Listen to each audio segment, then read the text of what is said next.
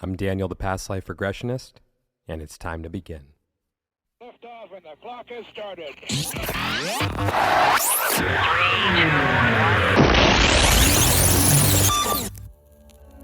This is Timeless Spirituality.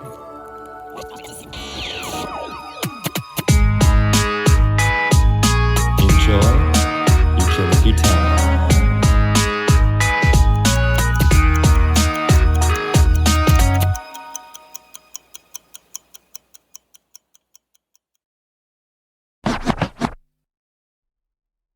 Hey everyone, welcome back to Timeless Spirituality. It is time for a brand new episode. And this one was originally recorded for the Astrology Now podcast with Christine Rodriguez. But I think it may have gotten a little edgier at times than Christine wanted it to be, which, my fault. I take accountability for that one. Nonetheless, I think it was a great conversation. I am really a fan of this conversation. So I'm like, okay, I'm going to air it on Timeless Spirituality. So we kind of just let the conversation go where it wanted to go. We talked about astrology. We talk about some conspiracies. We talk about how people like to jump to conclusions, whether or not they're conscious of it. And really how it's just hard to know what's actually true anymore. So I think that was the subtext of everything. And it may have been right in your face at the same time also. I like this one. So I hope you guys enjoy it. And with all that said, if you would like to book a regression with me to discover who and where you have been throughout time, you can reach me on Instagram with the Past Life Regressionist, or you can go ahead and book through my website, thepastliferegressionist.com. And now it's time to begin. Hello, everyone, and welcome back to Astrology Now podcast. My name is Christine Rodriguez, and I'm so excited to be joined yet again by Daniel, the past life regressionist, who is the host of Timeless Spirituality. Daniel, thank you so much for coming on the show again. Thanks for having me, Christine Rodriguez. Yeah. So I'm actually really excited that we're recording around the eclipse. I know that we tried to record on the eclipse and it just didn't work. Well, it worked. We weren't working. We weren't working on the eclipse. Daniel and I have already tried to record this, and both of us were like, this day is just weird. Let's try to record on Thursday. So here we are. But anyway, I am happy to be having a conversation with you in eclipse season. I think it kind of takes the edge off. And I always want to interview you because you're one of my best friends. And I love having these conversations with you. It seems like people really enjoy hearing the conversations. But I think it also helps take the edge off. Like there can be really intense cosmic energy, a lot shifting. And sometimes it's nice to just have a chill segment where we have a conversation as opposed to diving too deep into the astrology, I suppose. Astrology and current events, I guess. You don't want to talk about what's going on in the world right now? I mean, we could. I enjoy talking about what's happening in the world with you because we can bring in all of the elements of like astrology and karma and conspiracies and like all the stuff. If you want to, I'm down. Yeah, I'll go where the conversation wants to take itself today. Okay. Wherever you want to take it. I'm in the guest seat today, so I don't need to worry about being in control. And we were talking for like half an hour about flat Earth and other global events. Well, I just want to make it clear that I do not believe the Earth is flat. Just so Correct. When we were talking about that, we were talking about some of the things that I see wrong with it, that you see wrong with it. Some of the things where it's like, But we're open to exploring it. Yeah. We're open to exploring all ideas. Yeah. And I think that both of us have come to the conclusion that it is, in fact, a globe. Yeah. Or as I said, from our perspective. Right. Go ahead. Well, I had a Flat Earth episode with a man named Flat Earth Dave on my podcast, Timeless Spirituality. Everyone go check it out. Parts 1 and 2 of the Flat Round Earth conversation. I believe that was the title of it. It was a little less than a year ago when I released it, even though I recorded it back in the fall of 2022. Because, I was like, I don't know if I could put this Flat Earth episode out. And why did you feel that way? I don't know. I was worried about it for a couple reasons. One, because, I'm not going to lie. I liked Dave. On a personal level, I liked him. I thought he was a fun guy. I liked him. I just don't agree with everything he was saying. And I think he has a very loyal and devoted legion of followers. Mm-hmm. And they can be a little vicious. So I think I was worried about that. And I was just like, I Got can't it. worry about this anymore. 2.5 years after I recorded it, I was like, okay, it's time to finally release this episode. Okay. And I mean, I bring it up though, because I mean, throughout the whole thing, I think he was trying to convert me to be a flat earther. And I was open to hearing what he was saying, but none of it resonated with me. And at the, maybe it's not the very end, but just at some point throughout this 3-hour conversation, I just said, well, my belief is that when we die, we leave the body and we go up or we go somewhere else. Because that's what I see a lot in regressions with my clients. They talk about, oh, I'm leaving the body. Oh, I'm going up. I'm leaving the atmosphere. I'm going up. Oh, I'm out in outer space now. I'm going to this place, and so on and so forth. Like, that is one of the constant threads that are there. So my belief is that that's what happens. So I said to him, when I die, I'll be going up and I'll be like, oh, what do you know? He was right. It is flat. Could be. I don't know. I think it's not going to happen until that point when I say, oh, no, it's round, but could be flat. So until I leave the solar system, until I leave the atmosphere myself and make my way into outer space, I'll never know, because I mean, as you and I have talked about, can we ever fully trust what we're seeing? Right. And at this point, I think that that's up for debate. So I do believe that the earth is round. I believe that we've been to the moon, but who knows? It's one of those things where I think just the society that we live in, we can even say over the last 70 plus years, there's just been this atmosphere. Can we really trust what we're hearing or what we're seeing and know the totality of it? So yeah, I believe we went to the moon, but maybe we didn't. Yeah. Well, and I think that a lot of what you just said is really beautiful. It's like, on one hand, this humility that we can adopt in regards to, we truly don't know until we've seen it. And I really try to embody that more often than not. I'm not perfect at it by any means, but it's like, as we moved through time, and there has been so much that, the public was totally convinced it was real. And then a few years go by and it's like, wait a second, what actually happened there? What was actually going on? Or maybe a different truth was revealed. I am to the point where I'm like, you know what, if I haven't seen it with my own eyes, like, I'm gonna like wait and sit and take in a ton of information before I come to some type of conclusion.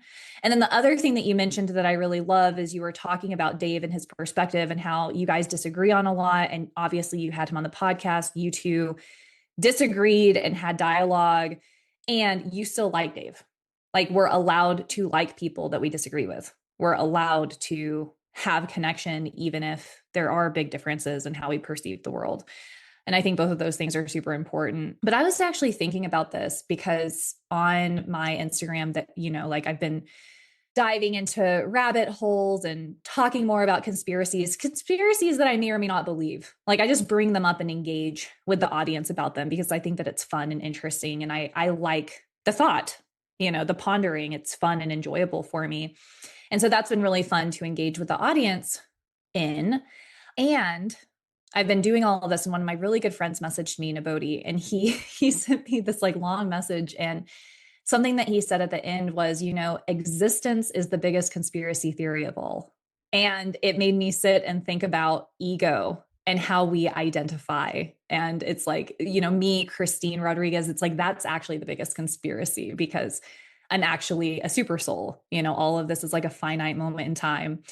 And so I was thinking about that and what the purpose of life actually is. And I've had this thought so many times in my life. And the thing that I ultimately come back to every time, and I'm curious to hear your perspective, but for me, what I always come back to is alleviate suffering. That's the only purpose that I can come up with that feels worthy of life, is to help the world become more comfortable, to help people become more settled, happy, grounded, again, relieve as much suffering as possible. And that feels like the best use of my time in this incarnation. It feels the most real. And I should reframe that as love, loving other people, loving other beings, seeing sentience, seeing depth. I agree with you. I think that's a lot of my purpose in life also, is to help alleviate suffering. But I also believe that suffering is necessary. As much as I may not like it, I believe that we grow from suffering, and I believe it is all part of a purpose. However, I need to be very clear right now. That doesn't mean that I'm just going to turn a blind eye. That doesn't mean I'm just be like, oh, okay, well, suffering is necessary. So there goes that. I can just go on with my day. No, I think it's wrong. And I don't want to see it happen. And I could be wrong about thinking that it's necessary. So I think being driven by that moral compass of no, let's help alleviate suffering, that goes front and center. Because is it a conviction of faith where I'm like, yeah, I think that suffering is necessary? Or am I just driven by that fire inside where it's like, no, let's get rid of suffering?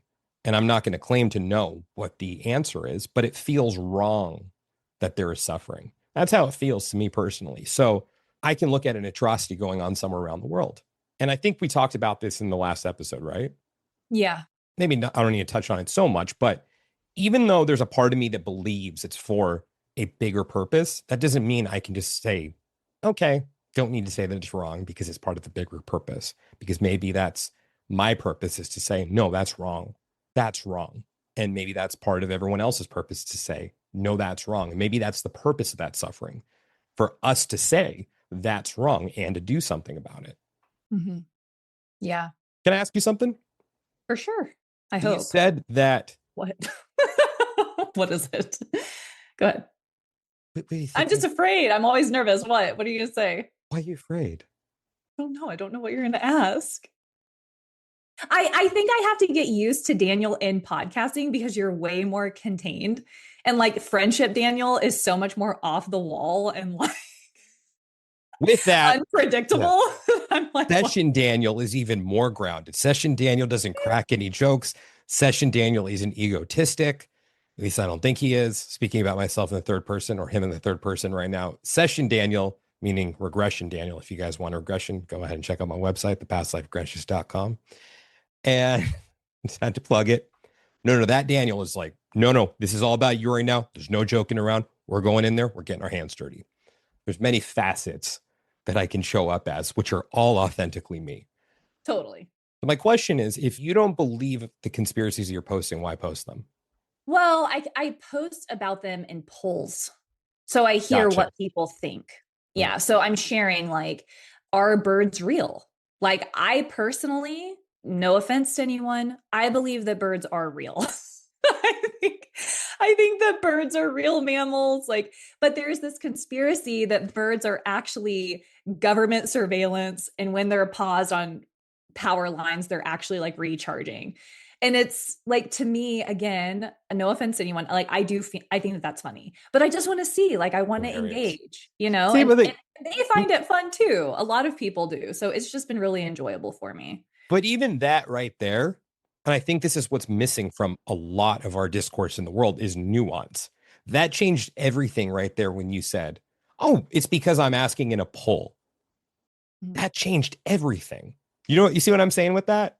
Because otherwise, like, why are you posting about it? Well, no, that makes complete sense. Why you'd be posting if you're polling people on what they feel that. I want to hear their thoughts. Yeah. Right. And I just think everyone, because I think I see where this conversation is going right now, and which I'm okay with, by the way. Let's just roll with it. Nuance is so important in every aspect of our lives and everything that we're consuming out there in the world. Nuance is important. Understand what you're talking about if you want to talk about it. I mean, when I say you, Christine, I think I'm referring to everyone right now. Maybe even talking to myself. Me included. Yep. All of us. Know what you're talking about if you want to spit stuff. Know the full range of what you're talking about if you want to present yourself to be an expert. And I believe that birds are real, but maybe there are a couple dozen that are government surveillance drones, right? Both can be true at the same time. Can I tell you a conspiracy theory really quick? Absolutely. There was actually, this happened in Las Vegas. Mm-hmm. Someone was gluing little hats to pigeons. And so there were like maybe 100 pigeons around the city with these little cowboy hats on. And they sent out scientists. Trust me, when I first saw it, I was really upset too. I was like, oh my God, these poor birds. I hope that they're okay. They actually had like a bird specialist go out, and the birds are totally healthy, totally fine. They can eat normally, they can see. And like, they were like, the birds actually, they're like strutting around like they're like totally fine with these cowboy hats. But anyway, that was something that was happening in the Vegas area, is that you may see a pigeon wearing a cowboy hat. Do I agree with this? No. I'm like hardcore animal rights. And also, this is yet another bird conspiracy to be on your radar. What's the conspiracy? Who did it? Oh, Who is taking time to catch pigeons and glue cowboy hats on them? It's like the Zodiac killer, but for pigeon cowboy hats. I don't know if those are on par with each other.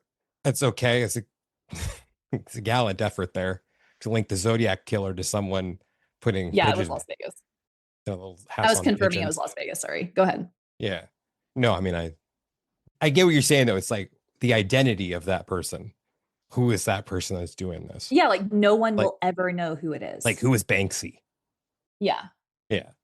Even if they were okay, I don't know how okay I am with someone gluing little top hats to pigeons. No, I'm definitely not okay with it either, especially because we don't know like what kind of glue it was or if it's like okay to be on their skin for that long. I mean, I'm sure that enough time, like their little feathers probably fall out and the hat will naturally come off, but it can't be good for you. Just like gluing stuff on us isn't good for us, right? But Yeah. it's just like, it was just such an interesting thing where it's like, who is going out into the community and how could they not be caught? Like you would think that someone would see this person grabbing pigeons and putting hats on them. Like it's just all so bizarre. The entire thing is so strange. Maybe they have an underground pigeon farm or something and they were cultivating them. Maybe, but that's another pigeon conspiracy or bird conspiracy. In regards to the one that you're talking about, I actually think that's a really interesting point. Are birds real? Yes. And perhaps it's like all of us are so on board with birds being real that now the feds do start releasing one or two surveillance pigeons. I mean, hide them in plain sight, right? Hide them in plain sight. Yeah. But do I think Always that all possible. birds are surveillance? No. No, I don't. I'm sorry. I don't But mean to okay, offend but anyone who believes that all birds are fake. we started talking about this because you were talking about nuance and the importance of nuance. And I was actually thinking about this today after I got home from teaching because I volunteer on Thursdays teaching. And so I got home and I was making a cup of tea and I was thinking about how we can become so polarized.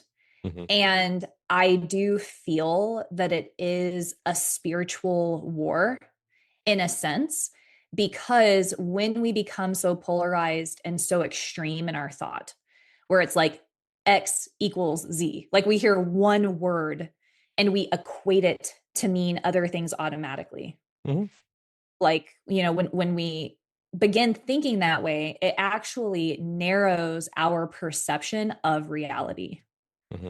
And it decreases our ability to see what is true in the world and with the people in front of us. Mm-hmm. And so I'm really committing. And again, I think that it's a muscle to flex. I think that it's something that we actively have to try to do, at least for me, because of how much is on social media and all of that.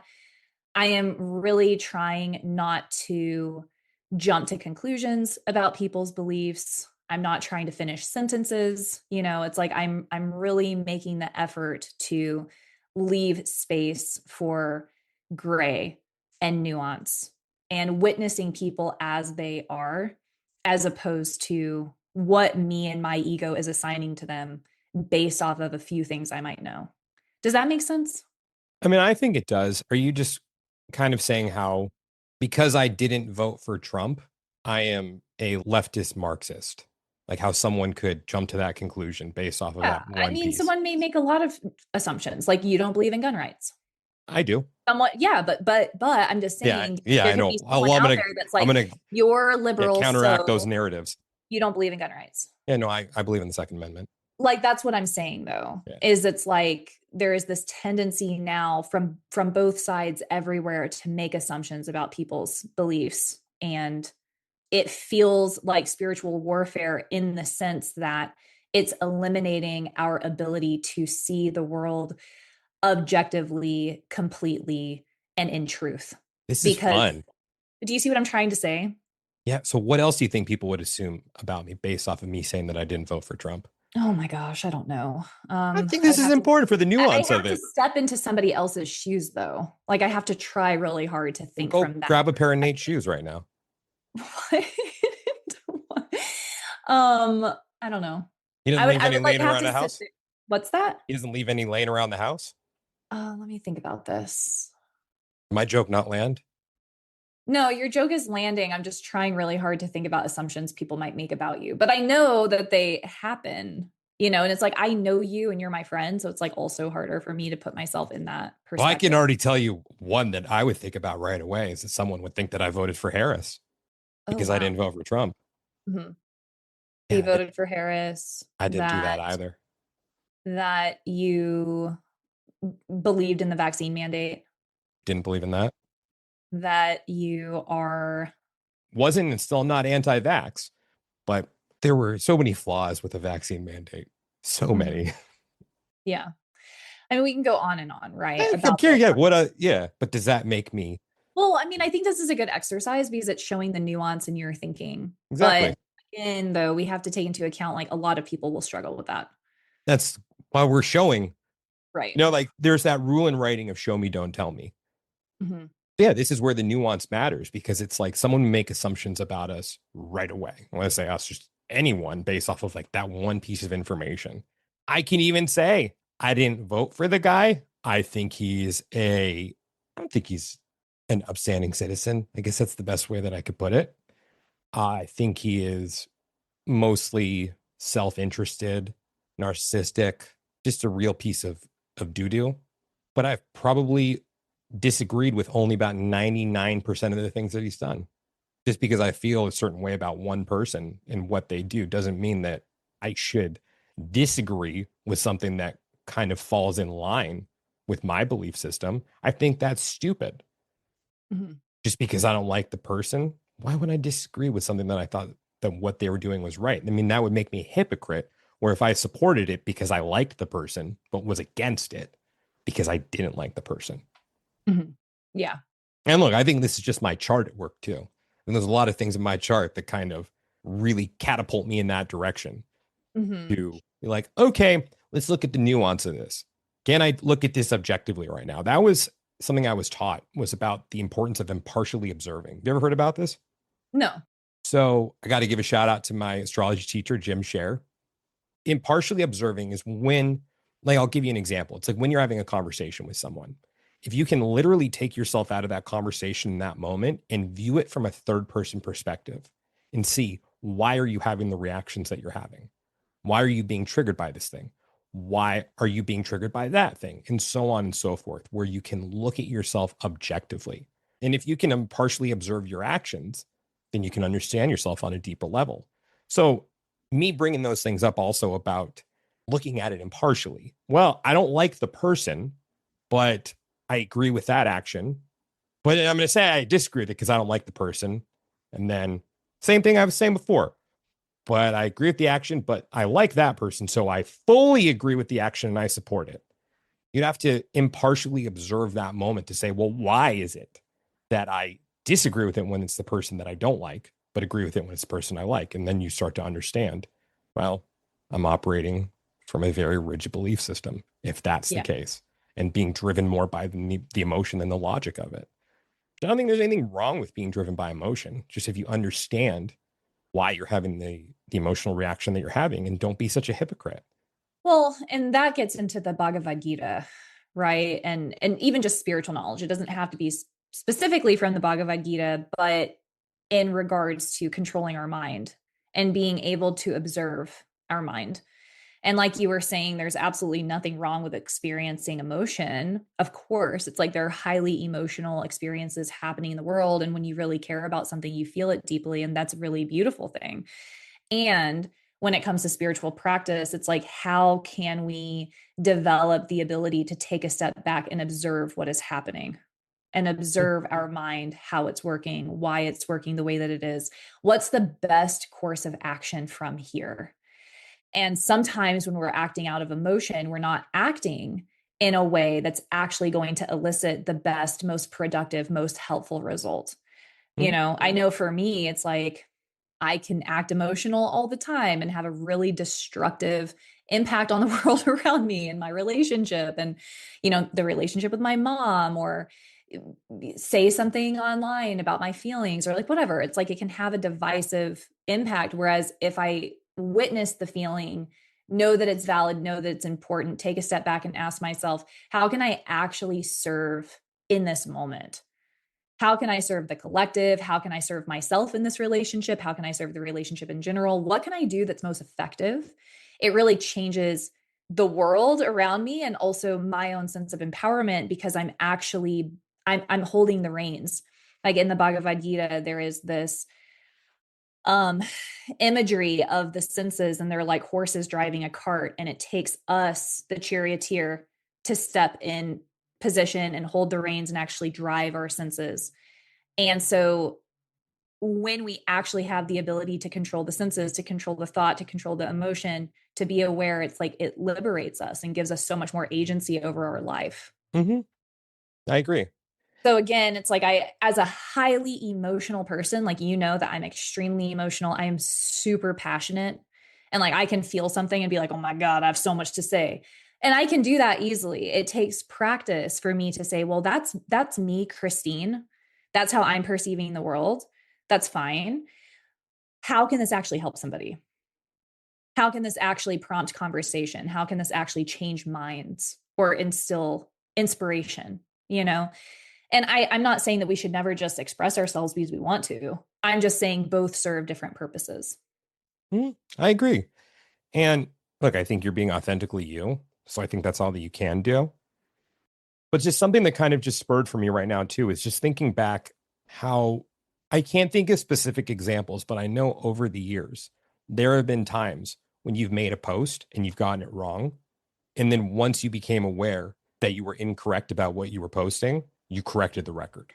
I think that that's important because I think it's putting your ego aside and being like, yeah, I was wrong.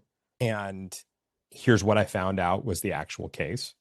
Yeah. But I was wrong because, I mean, sure, if you had spent more time, is it possible that you would have found out that that was incorrect? Maybe. But the world also moves so fast around us that it's just not feasible sometimes. But nonetheless, I mean, I think that that's an act of integrity, being able to admit when you were wrong or incorrect, and also doing it in a public way. So I think it's all these things that even lead to a deeper sense of peace, because I'm pretty sure that that would have eaten you up inside if you didn't correct the record. But just putting ego to the side in that moment, because I think you would have probably lost sleep over that. And like, I misled people.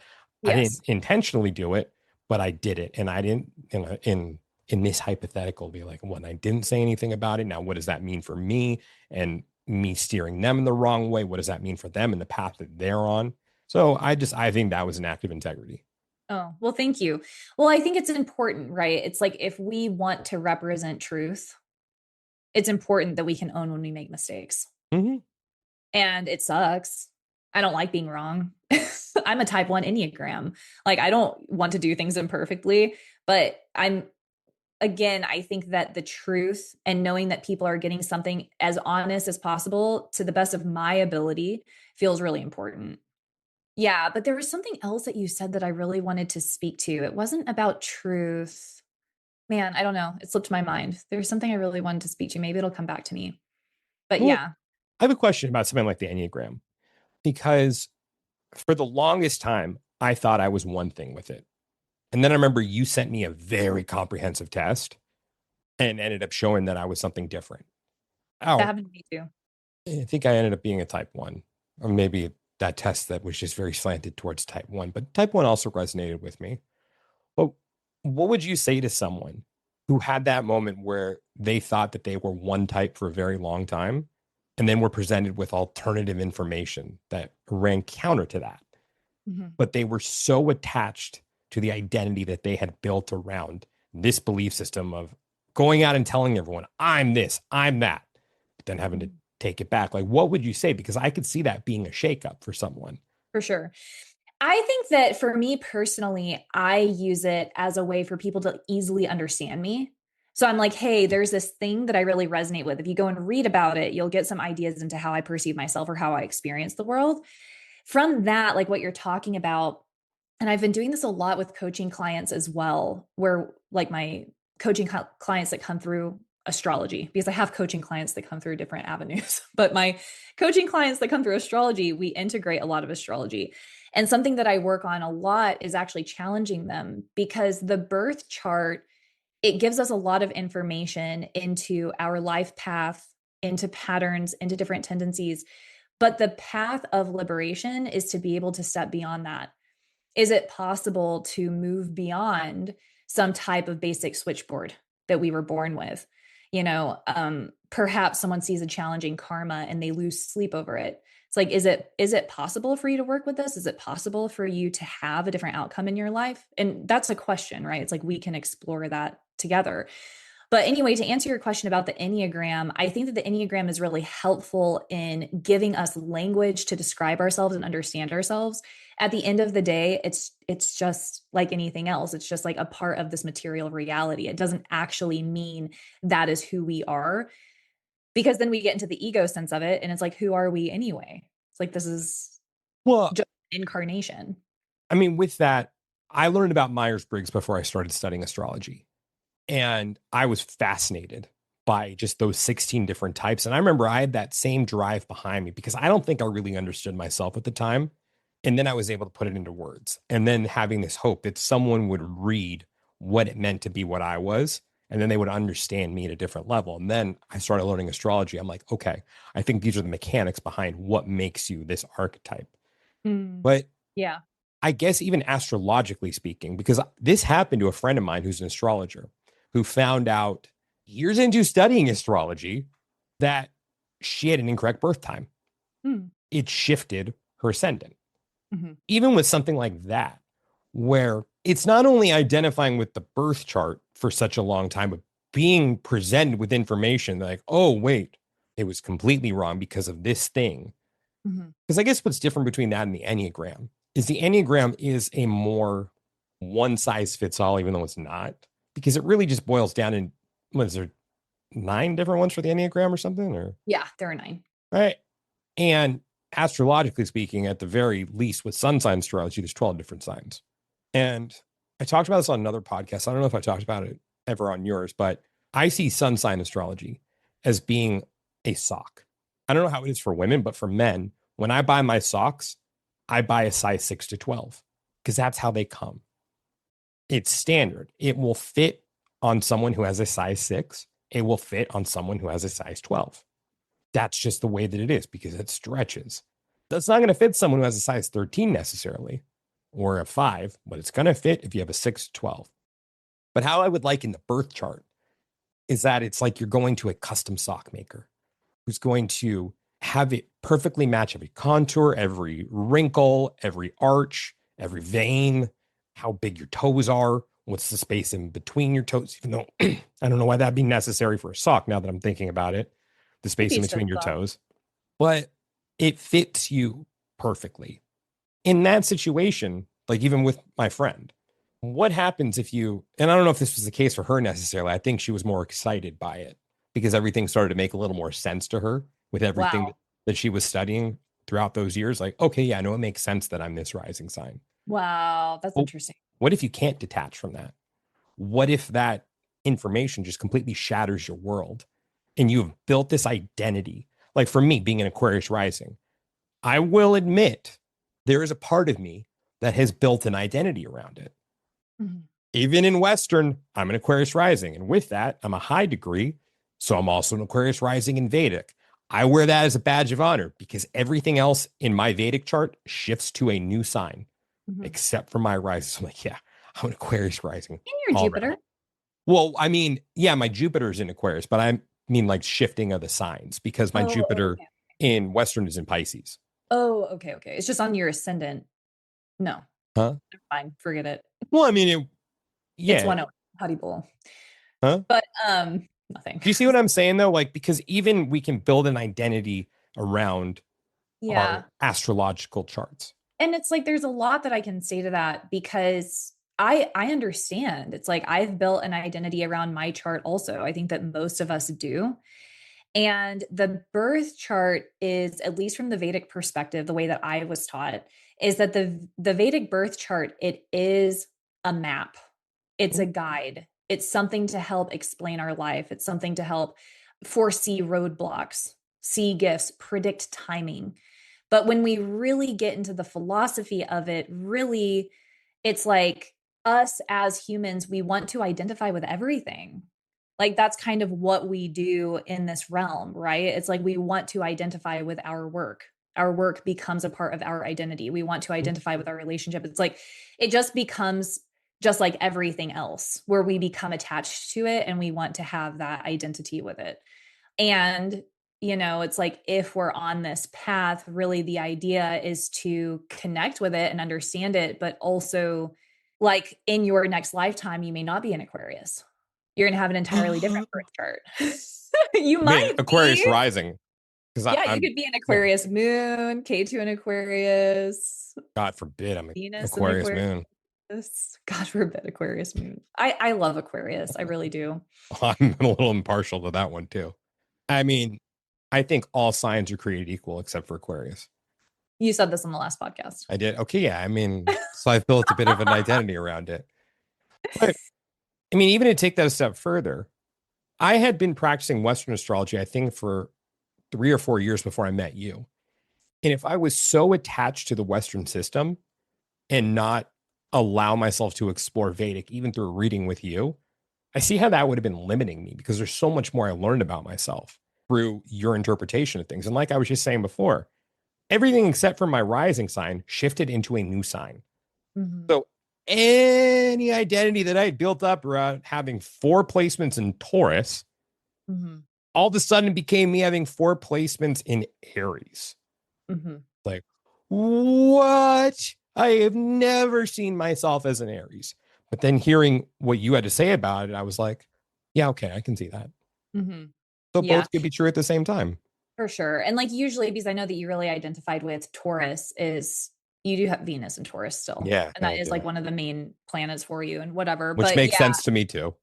yeah, yeah. And I get that. And I've actually like I play with this a lot because Nate was in Western astrology. And I was actually joking with him today. We were both getting ready to like go about our days. And I was telling him how whenever we have like our social commitment celebration, I was going to have on like a big projection board our text messages when we first met and how he's telling me that he's not really into Vedic astrology, but he uses Western astrology. I'm surprised you gave him a chance. Now I was like, that is interesting. Tell me more. Like, that's what's so funny about the text messages. And now he's like totally into Vedic. But because he was into Western, it's like there are a few things of his chart where I'm like, yeah, like you're saying, it's like there can be information derived from all systems that's helpful. Of course, I'm Vedic sidereal. I'm always going to be Vedic sidereal. Yeah. And also I see the value in like exploring different paths. And there's Mhm. nothing wrong with that. Yeah, both can be true. And I mean, yeah, I'm gonna say it. I know I've said it before on your podcast, but it gets just more astrologically accurate, astronomically accurate, It's astronomically accurate. astronomically accurate. You can't refute that. You can look That at that sky from our flat Earth and you can uh, just see. No, I'm kidding. without the curvature. But I was doing this with students. I teach a beginners series right now on Sundays. And I was doing this last week with them where I was showing them in the sky where Venus, Mercury, Sun were in the sidereal sign of Aquarius. And it really changes the relationship to planets when we take time to look at them either at Mhm. night, going outside and looking at the moon, or trying to identify other planets. Or if you have the star app, you can just hold it up to the sky and you can find where they're positioned. And it really is incredible. Like it truly is. If anyone's listening to this right now, it is absolutely stunning to go outside with your star app and see Saturn and Neptune in the same degree. It is so cool. And it's like that little combination, or it seems little, that combination is what is responsible for so much global confusion and so much disillusionment, like Currently. currently in current events. And again, we've spoken about this on the podcast, but Saturn is structures and government and reality, and Neptune is mysticism, mysteries. It's the dissolver. It dissolves things. And so as it's with Saturn, it's like all of this information is coming out. We don't really know what's real. We don't really know what's not real. And yet we have this system that seems to be dissolving in a way. It's being challenged in a way that I don't think it's ever been challenged before. And there's so much more symbolism to it. We could go into it. I mean, all of the issues involving oil, that's also indicated by Saturn and Neptune being conjunct. It's so profound. And even if you want to go again, like with your star app and find, I mean, according to Vedic philosophy, you're not supposed to look at the eclipses. So maybe don't go out and look at the eclipse, but you mean like directly? Yeah. I think that's just scientifically based as well, right? Well, it's like bad. It's not the most supportive energy to even like be out in it, but I'm a terrible, terrible example. Do I do meditations? Yes. Do I do practices? Yes. But I also go out, I rock climb, I go running. It depends on where it's landing in my chart, because obviously it can enhance the likelihood of accidents and things like that. But, you know, if I was playing everything by the rule book, I would be inside meditating all day on eclipses. And you also wouldn't be in a relationship with Nate right now. There's a lot happening over here that that is illicit in nature. Yeah, but I admire that though, because I think you take fear out of the equation when you go against the grain, even though that's what, the quote unquote rule may tell you about don't start a relationship on an eclipse. You flaunt it and you've found yourself in a very happy relationship. Now, I still believe in the system of astrology just because it didn't play out according to the astrological rules. But nonetheless, I think that's cool that you weren't driven by the fear of it or controlled by the fear. Well, it was also Akshay Tritiya. And Akshay Tritiya is one of the most auspicious days of the year. Of course, so leave it to Vedic around, to flip everything on its head. I need to look at the exact dates. I forget exactly the sequence of events. I don't think that they lined up. It wouldn't have lined up perfectly. But it was like around an eclipse. It may have been like I don't know. I'll have to go back and look at it. But anyway, Akshay Tritiya is the most auspicious day of the year. And it's when you're supposed to start new projects, get married, make donations. And the concept is that anything that is done on Akshay Tritiya has a long-term result. So everything goes further. So if you get married, it lasts longer. If you give charity, it supports longer. It's like it gives this duration. How often does that come around? Once a year. It's happening on April 19th of 2026. For everyone or for you? For everybody. Huh. So make your happy, auspicious, exciting plans. Yeah, April 19th. This is Akshay Tritiya. It's different than an eclipse. Akshay Tritiya is when the luminaries, the sun and the moon are exalted. Cool. Yeah. So it's not an eclipse. It's celebratory. But I wanted to say, in regards to what you were talking about earlier about the eclipse, though, and this is what I talk to clients about, is that the eclipses are karmic in nature. Eclipses happen because of the karmic nodes of Rahu and Ketu. If Rahu and Ketu weren't involved, we wouldn't have eclipses. That being said, they are intrinsically karmic because they include Rahu and Ketu. Karmic means there's less free will involved. Karma forces things to happen. It moves things into action. So we can have fated events. We can meet people that we were supposed to meet. We can get opportunities we were supposed to have. There can be endings that we're supposed to end. It's like things happen that are very intentional from the universe. How does that take free will out of the equation, though? It takes it. Well, what I mean is that it's going to happen. Like if you're going to meet someone, you're going to meet them. Mm-hmm. Now, we could get into the nitty gritty of how much free will is involved and can we actually avoid things? How much control do we actually have? But what I mean is that oftentimes around eclipse season, there are events that we can't control. Do you see what I'm saying? Mm-hmm. Yeah. Well, externally, things happening in the external world or with friends or family or job or whatever. It's like we can't control everything. I don't want to get into my own personal life, but there are so many ways that this can manifest. Well, I believe that the two can be true at the same time, that the event could be fated, but free will comes in the equation of how do you deal with this event? Of course. But the event happens. Yeah, exactly. I mean, because I believe in fate and free will. I believe in free will more than I ever have. I think when I first started studying astrology, there were a few years there where I was like, I don't really know how much of this is free will. And now I'm much more to the point where I feel like there's a significant amount of free will, but we can't control the external world. Mm-hmm. And that's what I'm referring to is things coming into our life or going out of our life that it's like we can't fool ourselves into believing that we have complete control over the external world. So, I mean, for this year in 2026, with that eclipse being on February 17th, let's just say it was January 17th, would we have the ability to control the events in the outside world just because an eclipse wasn't at play?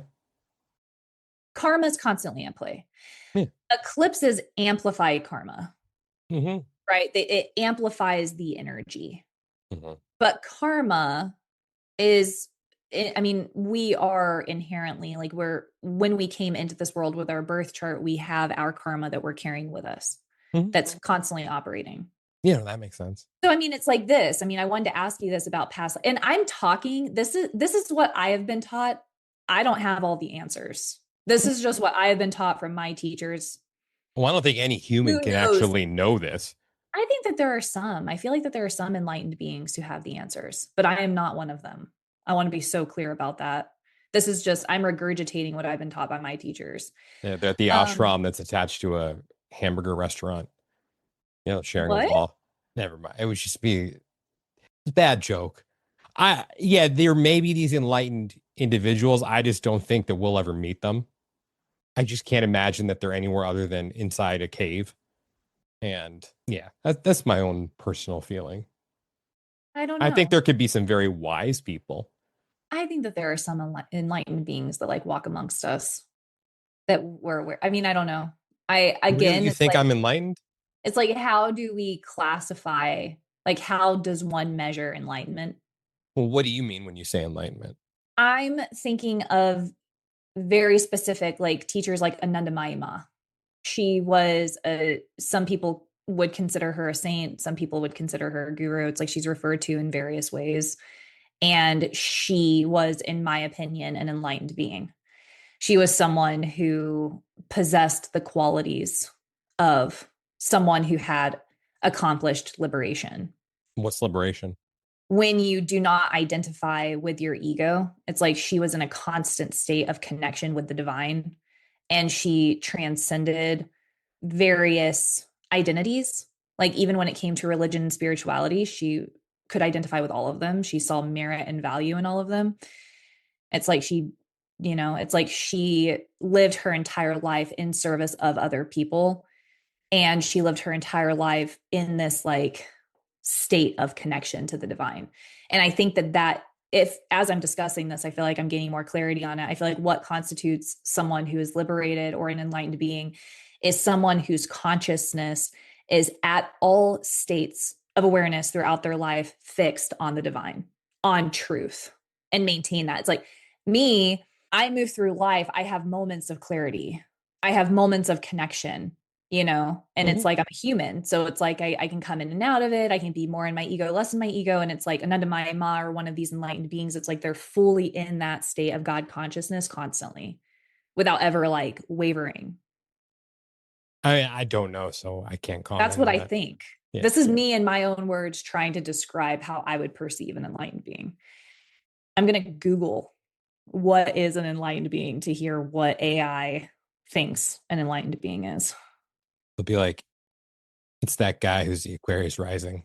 Yeah, it's Daniel. An individual who has attained complete spiritual awakening, profound wisdom, and liberation from suffering in the cycle of rebirth. This state involves transcending the ego, recognizing the true nature of reality, and achieving perfect peace, often described as awakening from the sleep of ignorance. This is specifically a Buddhist definition. I think it just comes down to beliefs at that point. I personally don't believe that any human is truly enlightened. I think they can possess some of those qualities, but I think there's more of a hierarchy, to be honest with you. And I just don't think that anyone in a human body is capable of that. Hold on. I don't agree. even if we go to Jesus, if Jesus, and then again, I am not Christian or Catholic, so I personally don't believe that Jesus was the Son of God or was God walking in human form, because I think if that's the case, then all of us were. But I do believe that it's possible that he embodied more of those qualities, and that, yes, maybe there was a deeper connection, but I still believe he was a flawed individual. And would an enlightened being flip over the table of the money changers, out of anger? Or would an enlightened being do that? So I value your opinion and perspective of the world and experience. And I have so much respect for you. And you're like bestie for the Jesus, restie. Christine, just disagree with me. It's okay. I believe that Jesus was an enlightened being. Was? I absolutely believe that Jesus is an enlightened being. Okay. I believe that Jesus was the Son of God. Okay. But again, it's like my perspective probably deviates from that of like a true Christian perspective, you know. Would you say Jesus is perfect? What does perfect mean? Well, I mean, in true connection. I do. Never having a human moment. And well, the Bhagavad Gita took place on a battlefield. And they're in war. And in the Bhagavad Gita, it discusses that sometimes war and anger is dharmic. We have to express anger in order to uphold dharma. And so in that moment, Jesus witnessed debauchery, people acting in an unethical, immoral way. And so it's like, is it possible in that moment that he was operating from a space of dharma to react in such a way that could uphold equanimity or balance? Does that make sense? Mm-hmm. I have to read this one really quick. An enlightened being in Hinduism, one who has achieved moksha, liberation, by realizing their true nature as the self and unity with universal consciousness. I like that one too. But anyway, I believe in enlightened beings personally. I believe that Jesus, Well, I believe in enlightened beings. I just don't know if they're ever going to be human. What else would they be? I mean, the things we can't see, we can't perceive with our five senses. I mean, I believe that there is so much more that resides around us that we can't see from different vantage points. That,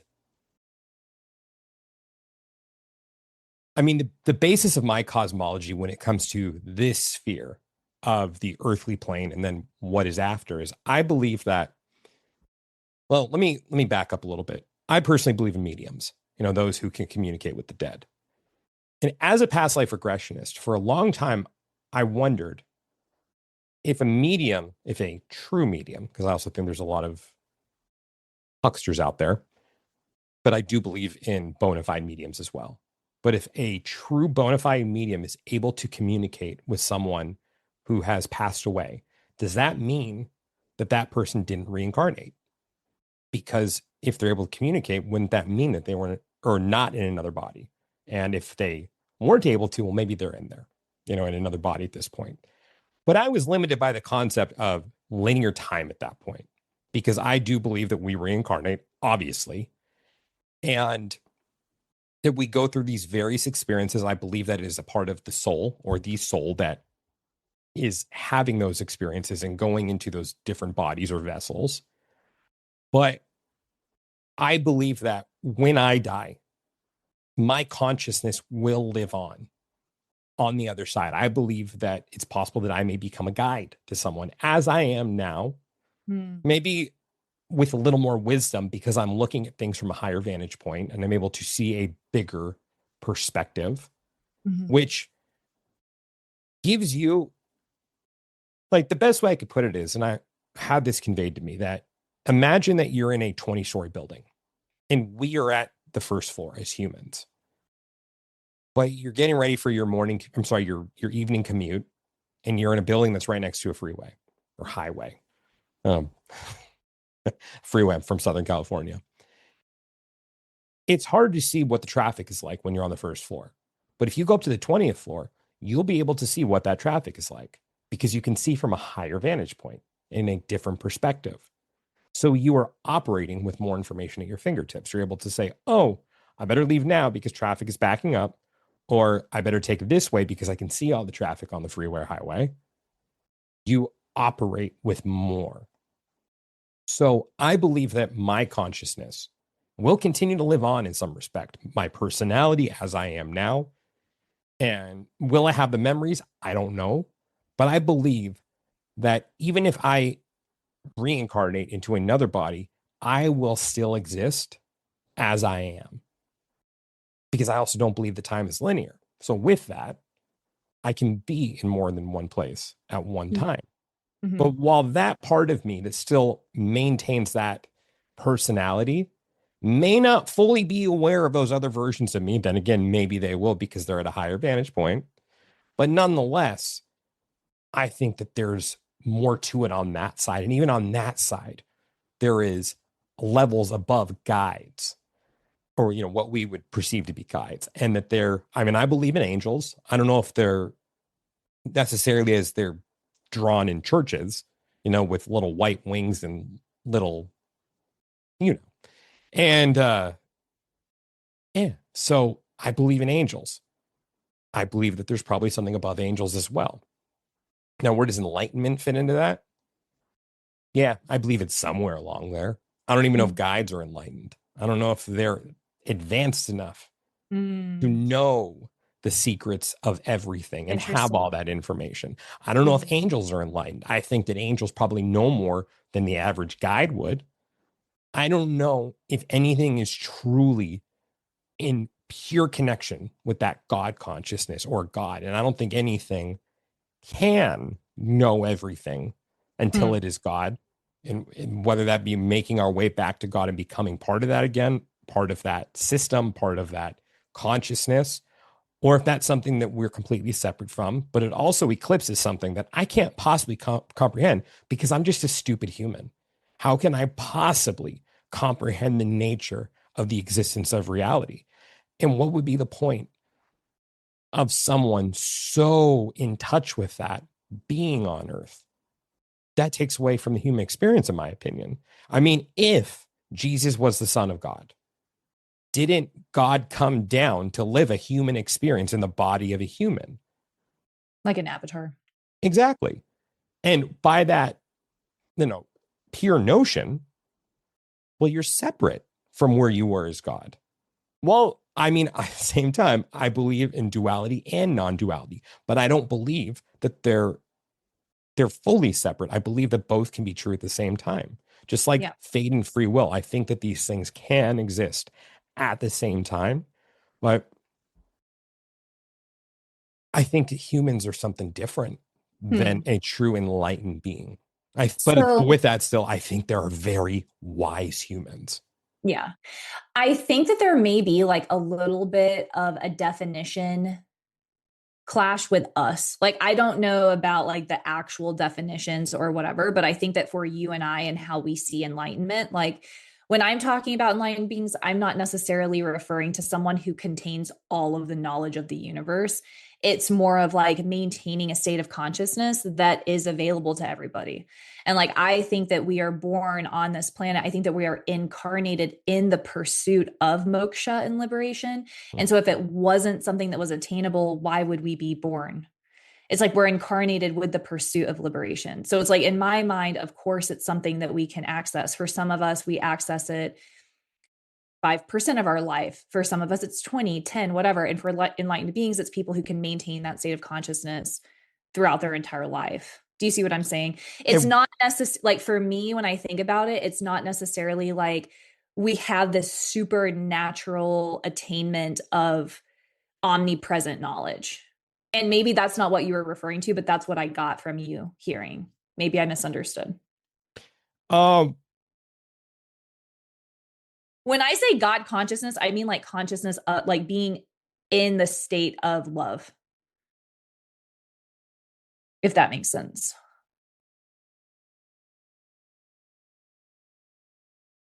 To me, that feels very confined to Earth. I see what you're saying, but it's like, what The about the other? Aquarius is at it. Hmm? I said the Aquarius is at it. Yeah, naturally. I mean, I think I'm the embodiment of my chart. I think we're living out our own unique expressions of the blueprint of our lives. But I see that as still as very earth centric because it's like saying that this is the highest plane of existence without fully saying it, because can you truly achieve that level on earth? When again, this is also, I need to just reiterate this for everyone. This really goes back to my original question of, I don't think that any human could truly know that. So like, how could any human truly know what karma is? Like, that was the question that kind of set this off. Absolutely. And Yeah.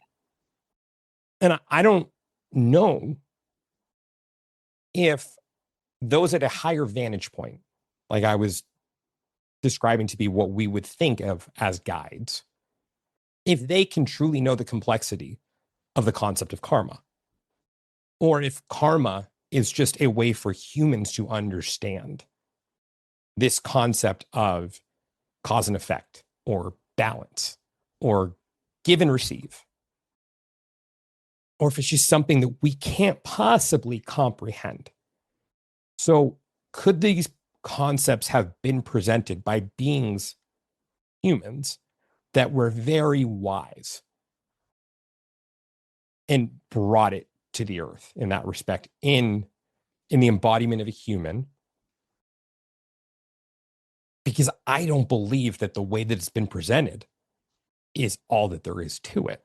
How Okay. how could it be? How can we possibly perceive things from that 20th floor or that higher vantage point when we're here on the first floor?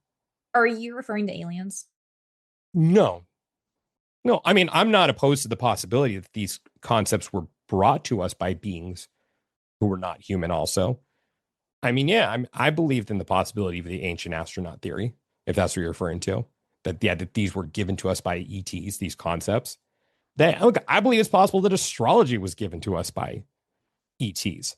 I was much more on board with that for a very long time, but then I also thought about how different our world is now than the foundations of astrology as we know it about, what, 4,000 years ago or so. And just like you were talking about, having your students go outside and look at the sky, Mm-hmm. we don't do that anymore. How different it was for them to have that experience looking at the sky instead of at a star app or at a circle chart in Western. And thinking back thousands of years ago to recorded history as we know it, that you probably had people that were doing that every night for their entire lives, who actually charted the Oh, course yeah. of the stars. And I Absolutely. think about my job. My job is pattern recognition at its core. And I then think about those people who focus their entire lives around it. And it just became a matter of pattern recognition. Even in their own little villages, they could probably see the correlations with the events that were happening. So I believe it is possible that astrology has its foundations based off of purely observation. And I I hear what you're saying with the enlightened beings, but I don't know why God would come down to experience himself as human if the human experience was separate from true enlightenment. Well, and maybe both of those things are true, right? It's like I don't think that enlightenment is separate from human. It's like I think that everyone is fundamentally enlightened, and it's our ego. And it's like Ram Dass uses this analogy of polishing the mirror. It's like all of us have a clear mirror, but when we come in, there's splotches and like dirt and whatever. And as we move through this path of enlightenment, we're just trying to get back to our fundamental self. So for me, and the way I perceive it, it's attainable. It's something that's intrinsic to our nature, and we're just trying to come home to that. And I think that enlightened beings are given to the earth to act as a model of how to behave and how to get there. And it's like when you're in the presence of someone who is endlessly generous and kind and loving and like sees everything with this very, very clear, unbiased perspective, it's a model of how to behave. Is that And true enlightenment though? Like, is that pure 100% true enlightenment? I mean, I don't think that having that quality needs to be I don't think that you have to be enlightenment to hold that quality, but I I agree think with that. Yeah. but I think that enlightened beings hold that quality 100% of the time. Mhm. I think that they're able of maintaining that state. And it's like, for me, for example, it's like, I try really hard to have that. I try to be unbiased. I try to be compassionate to everyone, regardless and whatever. And I have my moments of like vacillating around and having my opinions and like whatever. Someone who's enlightened, they're always going to be in that state. They're always going to have access to truth with a capital T, and like they'll be able to see things with that clarity, you know? And so, and I think that it's important, right? It's like with Jesus, with him coming to the world, and I know that obviously you're Jewish, and so you have a different perspective and your beliefs, you Oh, I know. believe he was real. I Yeah, believe but he it's like, was a very remarkable individual.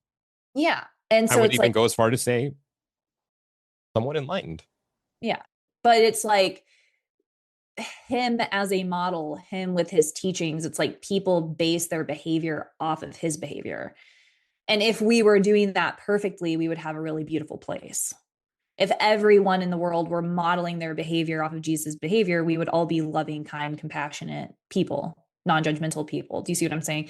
And it's similar with like Amma, the hugging saint. It's like she's someone who tours the world and she's in this constant state of love. It's like if all of us were in this state of love and compassion, imagine what the world would look like. And of course, we're in Kali Yuga. We have collective karma. Um, I understand that that's not necessarily a direction we're in as a collective. And so there's like a karmic reason for that. But I do think, at least for me in my personal life, I would hope to move closer in that direction. Like I personally would like to emulate behavior of Anandamayi Ma, of Jesus, of Amma more often than not. And I don't do that great of a job of it, but I would like to. What if we are living our collective karma out right now? No, that's what I'm saying. We are. So you think, even though it begs the Like, I question, don't why would it think, look like this? like, I don't think we're in a period of time where we can all collectively like find world peace. Just, and this is based off of my own beliefs. It's like, I could be wrong about this, but based on my beliefs, we're in Kali Yuga. It's just not a time where we can attain that. Mm-hmm. Mm-hmm. So you're telling me you're not an enlightened being right now? I'm 100% not enlightened. At least you're not If I one have of not those made schmucks that walking clear. around saying that you're enlightened. I could be a schmuck. I don't know if I'm saying I'm enlightened. Two things can be true at once. It's true. Yeah. Well, But huh? What were you gonna say? Well, I'm saying that I can't think of a better way to go out unless you had more. No, I mean, we've been chatting for a while. I had a list of questions I didn't get to ask you, which is totally fine. But thank you so much for coming on again to discuss philosophy and conspiracies and some world events and all of that. Where can people find you? You guys can find me at the Past Life Regressionist on Instagram, thepastliferegressionist.com to book a past life regression with me, and my podcast is Timeless Spirituality. I have a YouTube channel also, The Past Life Regressionist. And thank you, Christine Rodriguez of Astrology Now podcast, for having me on again. I think if you'd like to have me on again, I'd be happy to do those questions with you. And For sure. For sure. Thank you for coming on. I appreciate it. My name is Christine Rodriguez with Astrology Now podcast. I'll see you all next week.